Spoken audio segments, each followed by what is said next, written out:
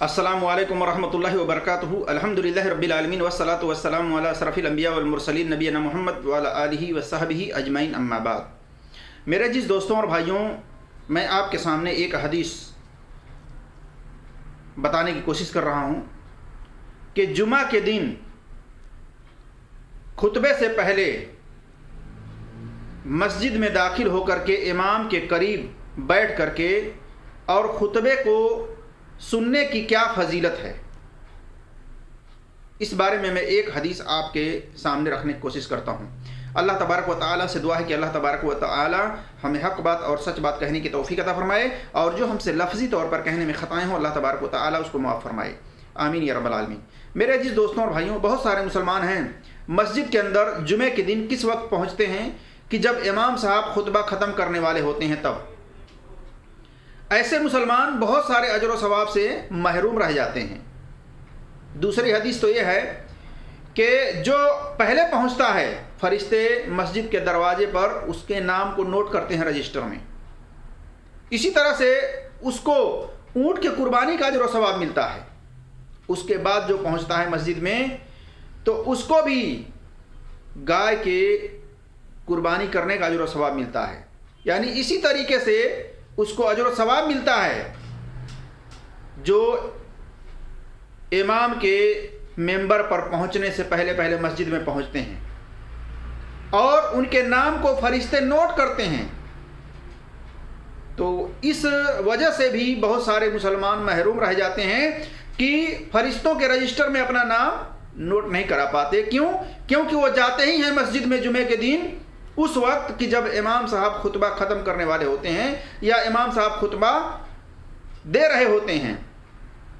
और जब इमाम साहब मेंबर पर आते हैं तो फरिश्ते अपने रजिस्टर को बंद करके और जा करके पहली सफ़ में बैठ करके फरिश्ते उस खुतबे को सुनते हैं। तो कितने ऐसे मुसलमान बदनसीब हैं जो कि इमाम साहब खुतबा दे रहे होते हैं उस वक्त मस्जिद में जाते हैं और लोगों को फलांग करके सोचते हैं कि हमको पहली सफ़ में जगह मिले, और इस तरह से लोगों को इज़्ज़ा देते हैं, तकलीफ़ देते हैं। ऐसा नहीं करना चाहिए, बल्कि मस्जिद में जाएं, पहले जाएं और पहले पाएं। बेशुमार अजर व सवाब है जुमे के दिन का। मस्जिद में इमाम साहब के मेंबर पर पहुंचने से पहले पहले आप जाएं, जितनी चाहे नफिलें पढ़ें, और नहीं तो सिर्फ 2 रकात तहियतुल मस्जिद पढ़ करके आप बैठ जाएं। और इमाम साहब के खुतबा देने के दौरान कोई गुफ्तगू न करें, इशारा न करें किसी को। बहुत सारे मुसलमान हैं जुमे के दिन आपस में बातचीत करते हैं, इमाम साहब खुतबा दे रहे होते हैं। ऐसे लोगों के बारे में अल्लाह के नबी सल्लल्लाहु अलैहि वसल्लम ने फरमाया कि ऐसे लोग लघु बात करते हैं, बेहुदा बात करते हैं। ऐसे लोग अजर व सवाब से महरूम रह जाते हैं। इसलिए जब इमाम साहब खुतबा दे रहे हों तो खामोशी के साथ खुतबे को सुना जाए, और जो खुतबे के दौरान मस्जिद में पहुंचता है, जगह मिलती है तो उसको चाहिए कि 2 रकात तहियतुल मस्जिद पढ़ कर ही बैठे। बहुत से हैं जा करके बैठ जाते हैं, फिर उठते हैं, फिर पढ़ते हैं। ये तरीका नबी सल्लल्लाहु अलैहि वसल्लम ने नहीं बतलाया, बल्कि नबी सल्लल्लाहु अलैहि वसल्लम ने फरमाया इज़ा दखल अहदकुमुल मस्जिद फलियरकातैन कब्ल अन इजलिस, कि तुम में से जब कोई मस्जिद में दाखिल हो तो उसको चाहिए कि सबसे पहले 2 रकात पढ़े, उसके बाद बैठ जाए और बैठ करके इमाम के खुतबे को सुने। सही मुस्लिम के अंदर हदीस मौजूद है। इसी तरह से आइए देखते हैं कि जुम्मा के दिन गुस्ल करके और मस्जिद में जा करके इमाम साहब के करीब बैठता है खुतबा देने से पहले और खुतबे को सुनता है, उसका क्या अजर व सवाब है।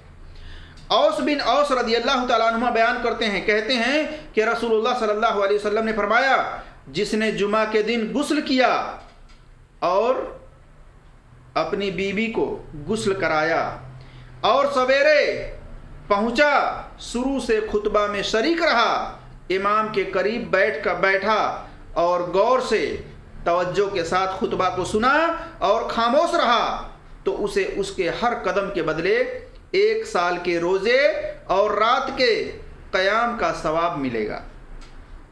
देखिए, ये हदीस सुनन तिरमिजी में हदीस नंबर 496 पर है, और इसी तरह से सुनन निसाई में हदीस नंबर 1382 पर है, और सुनन इब्न माजा के अंदर हदीस नंबर 1087 पर है, और सुनन दारमी में हदीस नंबर 1588 पर है, और इसकी सनद सही है।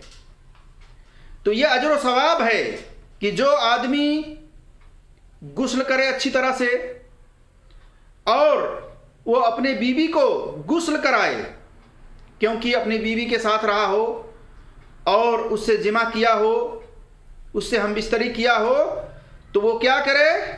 خود بھی غسل کرے اور اپنی بیوی کو بھی غسل کرائے، اور اس کے بعد سویرے مسجد میں جائے اور جا کر کے تحیۃ المسجد پڑھ کر کے امام صاحب کے قریب بیٹھ کر کے اور خطبے کو خاموشی کے ساتھ توجہ کے ساتھ سنے، تو اس کے ہر بدلے، ہر قدم کے بدلے اجر و ثواب ملتا ہے۔ ہر قدم کے بدلے 1 سال کے روزے، نفلی روزے، یعنی 1 سال جو روزہ رکھے گا نفلی، اس کا اجر و ثواب اس اعمال سے ملے گا کہ وہ غسل کر کے اپنی بیوی کو غسل کرا کر کے نہلا دھلا کر کے اور مسجد میں سویرے پہنچا ہے، امام صاحب کے ممبر پر پہنچنے سے پہلے پہنچا ہے، اور 2 رکعت تحیۃ المسجد پڑھ کر کے بیٹھ کر کے توجہ کے ساتھ امام صاحب کے خطبے کو سنتا ہے، خاموشی کے ساتھ، کوئی بات، کوئی حرکت، کوئی اشارہ فشارہ نہیں کرتا ہے، تو اللہ کے رسول صلی اللہ علیہ وسلم فرماتے ہیں کہ اس کے 1 سال کے روزے کا اور رات میں جو قیام، رات میں جو تہجد کی نماز پڑھا جاتا ہے، اس کا اجر و ثواب اس کو ملتا ہے۔ بتائیے کتنی بڑی اجر و ثواب کی بات ہے۔ تو میرے عزیز دوستوں اور بھائیوں، جن کی شادیاں ہو چکی ہیں وہ اس اجر و ثواب کو حاصل کرنے کی کوشش کریں اور مسجد میں سویرے پہنچیں، خود بھی غسل کریں، نہائیں دھوئیں، اور اپنی بیوی کو بھی غسل کرائیں، اس کو بھی نہلائیں دھلائیں، اور سویرے مسجد میں داخل ہوں، جا کر کے تحیۃ المسجد 2 رکعت پڑھ کر کے پہلی صف میں امام کے قریب بیٹھ کر کے سکون سے، اطمینان سے، توجہ کے ساتھ خطبے کو سنیں اور کوئی اشارہ، کوئی بات چیت نہ کریں ایک دوسرے سے۔ پھر آپ کو یہ اجر و ثواب ملے گا کہ آپ کے ہر قدم کے بدلے 1 سال کے روزوں کا اجر و ثواب ملے گا، اور اسی طریقے سے رات کے قیام کا بھی اجر و ثواب ملے گا۔ آپ نے رات میں قیام نہیں کیا لیکن اس کا بھی اجر و ثواب آپ کو مل جائے گا۔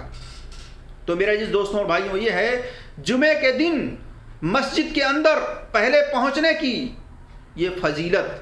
اللہ تبارک و تعالیٰ سے دعا ہے کہ اللہ تبارک و تعالیٰ ہم تمام مسلمانوں کو اس فضیلت کو حاصل کرنے کی توفیق عطا فرمائے، اور مسجد میں پہلے پہنچنے کی، امام صاحب کے ممبر پر پہنچنے سے پہلے پہنچنے کی اللہ تبارک و تعالیٰ ہر مسلمان کو توفیق عطا فرمائے۔ آمین یا رب العالمین۔ السلام علیکم ورحمۃ اللہ وبرکاتہ۔